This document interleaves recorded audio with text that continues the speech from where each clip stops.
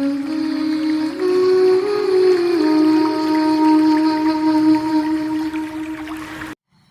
బొమ్మలు. ఒకరోజు శ్రీకృష్ణదేవరాయలు ఆస్థానంలో కొలువు తీరి ఉండగా పొరుగు దేశానికి చెందిన ఒక పండితుడు వచ్చాడు. అతడు తనను రాజుగారికి పరిచయం చేసుకొని, మీ ఆస్థానంలో గొప్ప కవులు ఉన్నారని విన్నాను. వారి ప్రతిభకు చిన్న పరీక్ష పెడుతున్నాను. ఈ పరీక్షలో నేను గెలిస్తే నా గొప్పతనాన్ని అందరూ అంగీకరించాలి. ఒకవేళ నేను ఓడిపోతే నాకంటే గొప్ప పండితుడు మీ ఆస్థానంలో ఉన్నాడని నేను అందరి ముందు ఒప్పుకుంటాను అన్నాడు. రాయల వారు తన అంగీకారాన్ని తెలియచేశారు. అతడు ఒకేలా ఉన్న మూడు బొమ్మలను రాజుగారికి అందచేసి, తాను కాశీ నుంచి తిరిగి వచ్చేలోగా వాటి మధ్య ఉన్న తేడాలను కనిపెట్టాలి అన్నాడు. రాయల వారు ఒకేలా ఉన్న ఆ బొమ్మలను పండితులకు అందచేశారు. వాళ్ళు ఆ బొమ్మలను 3 రోజుల పాటు తమ దగ్గర పెట్టుకొని పరిశీలించినా కూడా ఒక్క తేడా కూడా కనిపించలేదు. గడువు దగ్గర పడింది.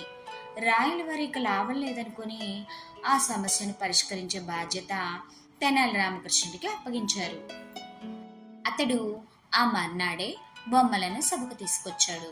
చిన్న దారం ముక్కను తీసుకొని మొదటి బొమ్మ చెవిలో దూర్చితే అది దాని రెండో చెవిలోంచి బయటకు వచ్చింది. రెండో బొమ్మకు నోట్లోంచి, మూడో బొమ్మకు కడుపులోంచి బయటకు వచ్చింది. తేడాలు కనిపెట్టడమే కాకుండా దాని వెనకాల ఉన్న గూఢార్థాన్ని కూడా వివరించారు రామకృష్ణుడు. సాధారణంగా మనుషుల్లో 3 రకాలు ఉంటారు. ఇలా విన్న రహస్యాన్ని అలా మర్చిపోయేవాళ్ళు, విన్న రహస్యాన్ని అందరికీ చెప్పేసేవాళ్ళు, విన్నదాన్ని జాగ్రత్తగా కడుపులోనే దాచుకొని కాపాడేవాళ్ళు. ఇలా ఈ 3 రకాల మనుషులకు ప్రతినిధులే ఈ బొమ్మలు అంటూ వివరించాడు.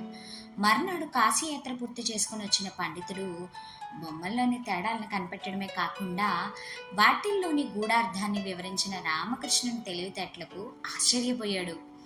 అప్పటి వరకు తనకంటే తెలివైన వాడు లేడని విర్రవీగిన అతడికి అలా గర్వభంగమైంది. తెలివి ఒకరి సొత్తు కాదు కదా.